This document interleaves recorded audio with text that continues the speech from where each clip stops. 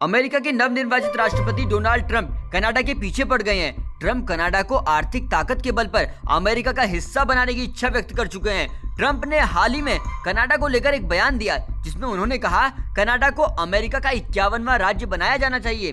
बीते 6 जनवरी को कनाडाई प्रधानमंत्री के इस्तीफे के बाद से Trump social media platform truth पर लिखते हैं, अमेरिका कनाडा के मिलने से एक महान देश बनेगा। विलय के बाद दोनों देशों के बीच टैरिफ की समस्या भी नहीं रहेगी। हम कनाडा को रूस और चीन से भी सुरक्षा देंगे और कहा कनाडा की समुद्री सीमाओं में रूस और चीन के जहाज घुसपैठ करके सुरक्षा चुनौतियां देते हैं। ट्रंप के इन बयानों पर विरोध दर्ज करते हुए कनाडा के विदेश मंत्री मेलोनी जॉली ने कहा कनाडा की अर्थव्यवस्था मजबूत है, हमारे लोग मजबूत हैं। उन्होंने कहा हम खतरों के सामने कभी पीछे नहीं हटेंगे। उधर पनामा नहर को लेकर भी ट्रंप चौकन्ने हैं। ट्रंप ने तो ये तक कह दिया पनामा नहर पर कब्जे के लिए यदि अमेरिकी सेना को भी उतारना पड़ा तो वो पीछे नहीं हटने वाले। साथ ही खबरें ये भी है कि अब मैक्सिको की खाड़ी का नाम बदलकर अमेरिका की खाड़ी किया जाएगा। अमेरिका दुनिया का सबसे ताकतवर देश है। कहा तो यही जा रहा है कि ट्रंप अब हाथ धोकर कनाडा के पीछे पड़ गए हैं और कनाडा को अमेरिका का हिस्सा बनाने का बयान जो ट्रंप ने दिया इसे पूरी तरह से ट्रंप का माइंड गेम माना जा रहा है।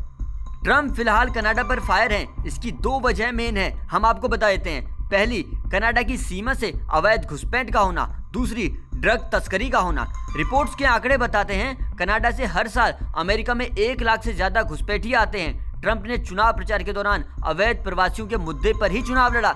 अमेरिका की सीमाओं को लेकर ट्रंप संवेदनशील हैं, अपनी ओर से भरसक प्रयास करते रहते हैं, लेकिन असल उपाय कनाडा को ही करना होगा जो अब तक इस मामले पर कोताही बरत रहा है। कनाडा से हर साल 25 से 30 हजार टन ड्रग्स की तस्करी होती है। ट्रूडो के इस्तीफे के बाद ट्रंप सीधे तौर पर कनाडा की सरकार को चुनौती दे रहे हैं कि अगर इन समस्याओं पर लगाम नहीं लगाई गई तो नतीजे भुगतने को तैयार रहें।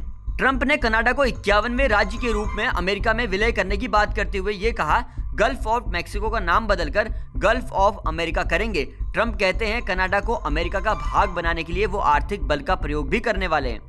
उधर ट्रंप के इस बयान के बाद कनाडा के पूर्व प्राइम मिनिस्टर ट्रूडो ने सोशल मीडिया प्लेटफॉर्म एक्स पर लिखा इस बात की कोई संभावना नहीं है कनाडा अमेरिका का हिस्सा बन जाएगा। ट्रूडो कहते हैं एक दूसरे के सबसे बड़े व्यापारिक और सुरक्षा साझेदारी होने के नाते दोनों देशों के लोगों का ही लाभ होता है।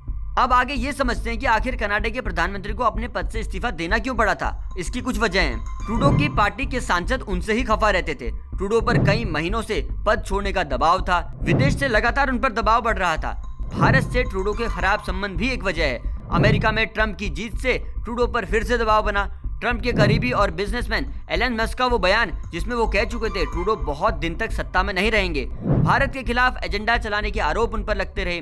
खालिस्तानी समर्थकों की वकालत करने का आरोप भी उन पर लगा। 152 सांसदों में से ज्यादातर ट्रूडो के खिलाफ ही दिखे। आर्थिक अस्थिरता और बढ़ती महंगाई भी एक मुद्दा था। ट्रूडो के जाने के बाद ट्रंप लगातार अपने बयानों से कनाडा को चेतावनी दे रहे हैं और वो सीधे तौर पर आगे पीएम कुर्सी संभालने वालों को भी चेतावनी दे रहे हैं। अब आपको ये बता देते हैं कि कनाडा की प्रधानमंत्री की कुर्सी अब कौन संभाल सकता है। ट्रूडो के सत्ता से जाते ही उनकी कुर्सी के दावेदारों की लिस्ट भी लंबी है। एक एक कर समझिए कौन होगा कनाडा का अगला प्रधानमंत्री। नंबर 1 पर है क्रिस्टेलिया फ्रीलैंड जो पूर्व में डिप्टी प्राइम मिनिस्टर रह चुके हैं और वित्त मंत्रालय भी संभाल चुके हैं। आर्थिक मामलों की बड़ी जानकार मानी जाती हैं। नंबर 2 पर है मार्क कॉर्नरी जो बैंक ऑफ कनाडा के पूर्व गवर्नर रहे हैं। नंबर 3 पर है मेलोनी जॉली जो अभी कनाडा की विदेश मंत्री हैं और ट्रूडो की कट्टर समर्थक मानी जाती हैं। नंबर 4 पर है अनीता आनंद कनाडा की पहली हिंदू मंत्री जो ट्रूडो सरकार में परिवहन मंत्रालय और रक्षा मंत्रालय का भार भी संभाल चुकी हैं। कमेंट सेक्शन में लिखकर बताइएगा कि कनाडा को अमेरिका का 51वां राज्य बनाए जाने का ट्रंप के इस बयान पर आप क्या कहते हैं। देश दुनिया की खबरें आसान भाषा में देखने के लिए जुड़े रहिए जनसत्ता के साथ।